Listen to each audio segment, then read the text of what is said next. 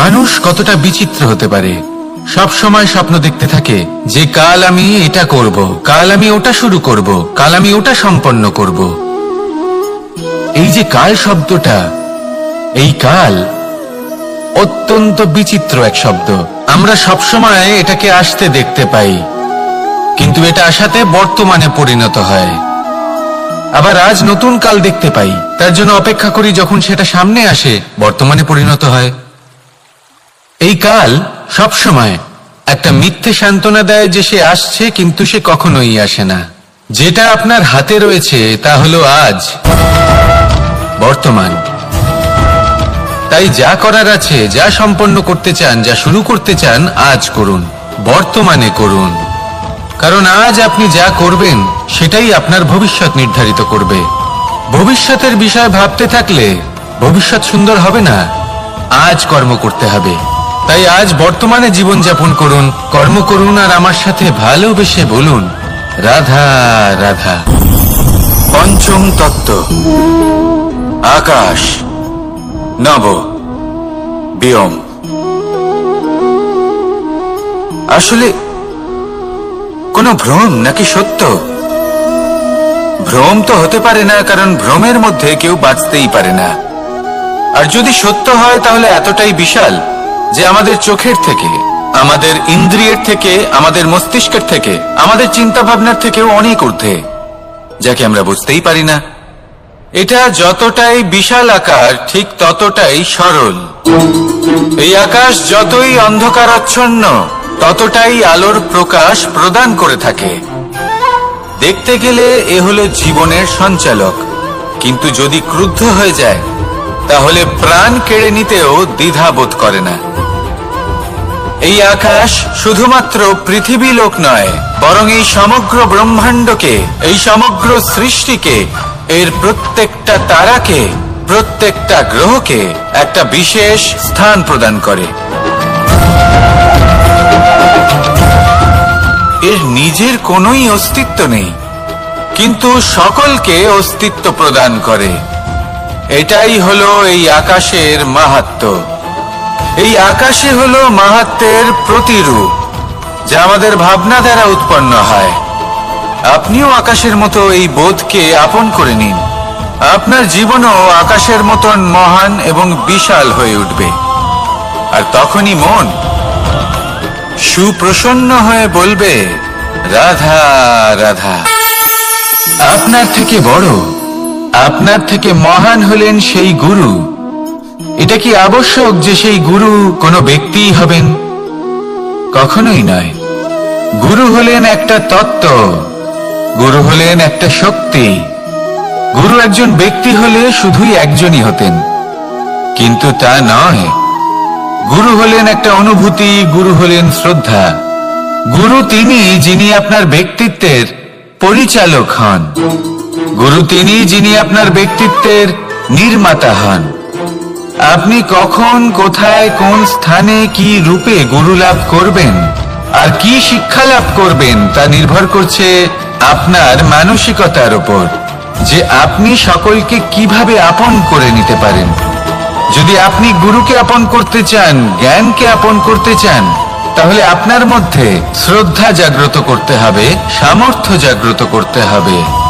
আপনি গুরু এবং জ্ঞানকে আপন করে নিতে পারলে তা এমনিই আপনাকে মহান করে তুলবে। তাহলে আসুন আর আমার সাথে ভালোবেসে বলুন রাধা রাধা। এই সংসারে এমন কিছু মানুষ আছেন যাদেরকে আপনার ভালো লাগে, তারা আপনার প্রিয়। আমরা চাই ওনারা আমাদের কাছে থাকুন, আমরা ওনাদের কাছে থাকি। এবার সেই ক্ষেত্রে আমরা তাদের ভালো ভালো উপহার দেওয়ার চেষ্টা করি, কারণ ওনারা হলেন আমাদের প্রিয়। আর তার বদলে আমরা আশা করে থাকি যে ওনারা আমাদের একটু সম্মান করবেন। এবার এই মানুষজন যারা আমাদের প্রিয়, এদের আমরা একটা উপহার দিই। সোনা দিয়ে থাকি, আভূষণ দিয়ে থাকি, হিরে মুক্ত দিয়ে থাকি।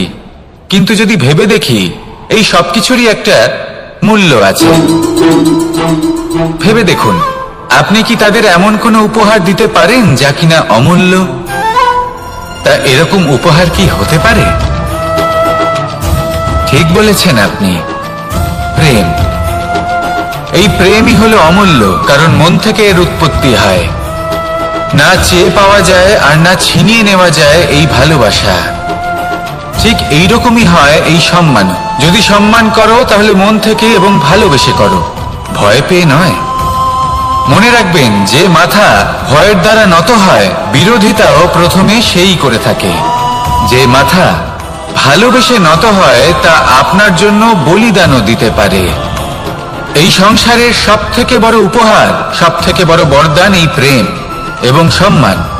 তাকে সম্মান করুন আর আমার সাথে ভালোবেসে বলুন, রাধা রাধা। কখনো কোনো চাতককে দেখেছেন?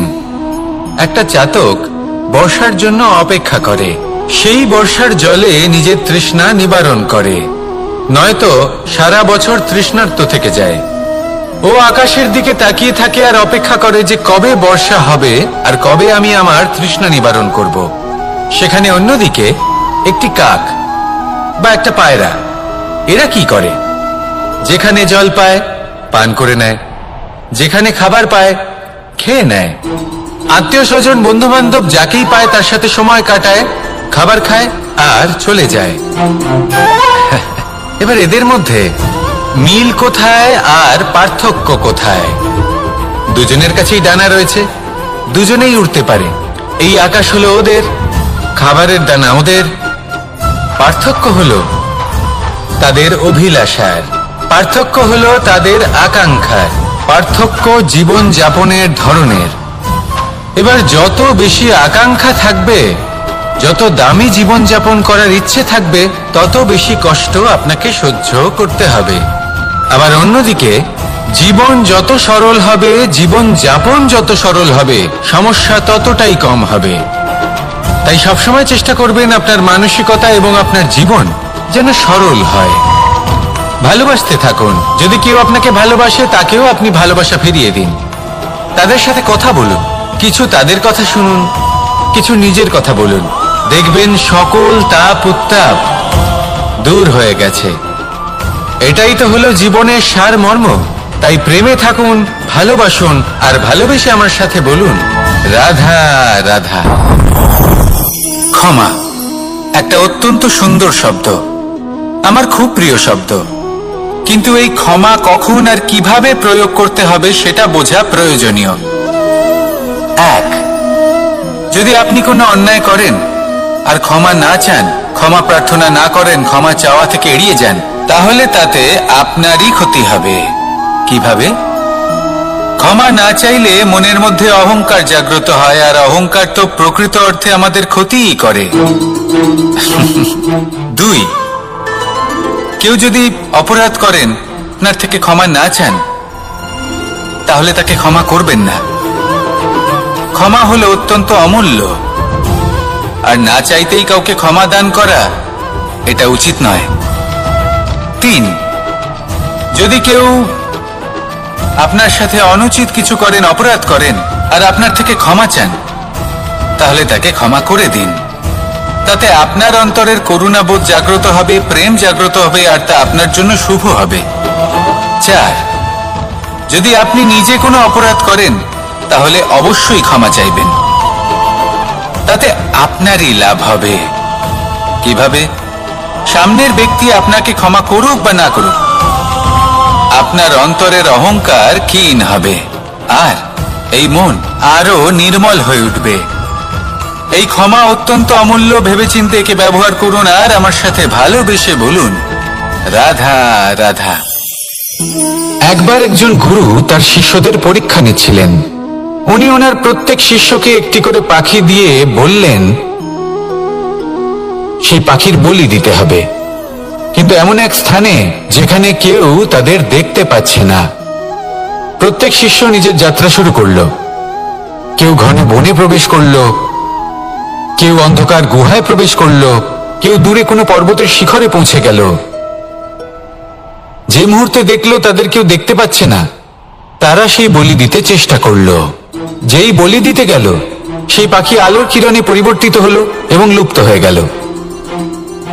একজন শিষ্য ছিল যে আবার গুরুর কাছে ফিরে এলো। সে বলল, ক্ষমা করবেন গুরুদেব, কিন্তু আমি এমন কোনো স্থান পেলাম না যেখানে কেউ আমাকে দেখতে পাচ্ছে না। অন্য কেউ না দেখতে পেলেও আমি নিজে দেখতে পাচ্ছিলাম, আমার অন্তর্মন দেখতে পাচ্ছিল। সেই শিষ্য বুঝতে পেরেছিল যে পরমাত্মার দৃষ্টি সবসময় তাকে দেখতে পাচ্ছে, আর ও কখনো অনুচিত কর্ম করতে পারবে না। আর শুধুমাত্র এই কারণে সেই শিষ্যই সেই পরীক্ষায় উত্তীর্ণ হল। আসুন আর আমার সাথে ভালোবেসে বলুন, রাধা রাধা। আমরা সবাই ফল খাই, কিন্তু আমাদের সেই ফলই প্রিয় হয় যে পরিপক্ক হয়ে ওঠে, যেটা নম্র হয়, আর যে ফল অনেক বেশি মিষ্টি আর সুস্বাদু হয়ে থাকে, যাদের রঙে বাহার দেখা যায়। সেইভাবে জীবনে আমরা নানান মানুষের সাথে পরিচিত হই, কিন্তু সেই মানুষই আমাদের মন ছুঁয়ে যায় যারা বিনম্র স্বভাবের, যাদের বাণী খুব মধুর, যাদের অন্তরে আত্মবিশ্বাসের একটা তেজ, একটা রং দেখা যায়। এবার এমন ব্যক্তি আমরা কি করে হব? ঠিক সেইভাবেই যেমন একটা ফল রোদ, বর্ষা, শীত, বায়ু এই সকল সংকটময় পরিস্থিতির সম্মুখীন হয়ে পরিপক্ক হয়ে ওঠে, সেইভাবেই মানুষ সংকটময় পরিস্থিতির সম্মুখীন হয়ে পরিপক্ক হয়ে ওঠেন। যদি এই সংকটের সম্মুখীন হন তাহলে অভিজ্ঞ হবেন, আর এই অভিজ্ঞতাই শিক্ষা দিয়ে যাবে। এই অভিজ্ঞতা আমাদের শিখিয়ে দেয় যে আমাদের বিনম্র থাকতে হবে। অহংকার করে কোনো লাভ নেই। মধুর বাণীর যে কি মূল্য তা আমরা শিখতে পারি। এই অভিজ্ঞতাই আমাদের বুঝিয়ে দেয় যে উচিত অনুচিত কোনটা, আমাদের দৃষ্টিভঙ্গি তৈরি করে, আর এই দৃষ্টিভঙ্গি দ্বারা আত্মবিশ্বাস জাগ্রত হয়। সেই জন্য জীবনে কখনো বিপদ থেকে দূরে পালাবেন না, সেগুলোর সম্মুখীন হন, অভিজ্ঞতা লাভ করুন, তার থেকে শিক্ষা লাভ করুন, এইভাবেই পরিপক্ক হবেন। আসুন আমার সাথে ভালোবেসে বলুন, রাধা রাধা। মানুষ বর্তমানে নিজের জীবন অতিবাহিত করেন, কিন্তু তার জীবনে অতীতকাল এবং ভবিষ্যৎকাল এই দুটোরই সমান গুরুত্ব রয়েছে। অতীতকাল অতিবাহিত হয়ে গেছে এবং সেটা জীবিত থাকে আমাদের স্মৃতি হিসেবে, এবং ভবিষ্যৎ হলো সেটাই যেটা আমরা শুধুমাত্র কল্পনাই করতে পারি।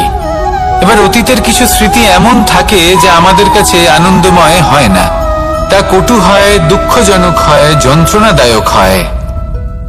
আমরা যা কিছুই করি তা বদলে ফেলতে পারবো না, কিন্তু ভবিষ্যৎকাল সেটা আমরা রচনা অবশ্যই করতে পারি, যদি আজ আমরা শ্রেষ্ঠ কর্ম করি। যদি আজকের এই দিনটা আমরা আনন্দের সাথে অতিবাহিত করি, সুখের সাথে অতিবাহিত করি, এক একটা মুহূর্ত আমরা আনন্দ এবং ভালোবাসার সাথে অতিবাহিত করি, আপনার আজকের এই কর্ম আপনার ভবিষ্যৎ নির্ধারণ করবে। আজ আপনি যেভাবে জীবন কাটাবেন তা ভবিষ্যতে গিয়ে অতীতকালে পরিণত হবে, আর তখন আপনি এমন স্মৃতি খুঁজে পাবেন যেখানে আপনি প্রত্যেকটি মুহূর্ত প্রেম এবং আনন্দের সাথে অতিবাহিত করেছেন, এবং সেই স্মৃতি মধুর হবে। তাহলে আজ শ্রেষ্ঠ এবং উচিত কর্ম করুন, আপনি নিশ্চিত রূপে একটি উজ্জ্বল, শুদ্ধ, পবিত্র এবং আনন্দময় ভবিষ্যৎ লাভ করবেন। আসুন আমার সাথে ভালোবেসে বলুন, রাধা রাধা।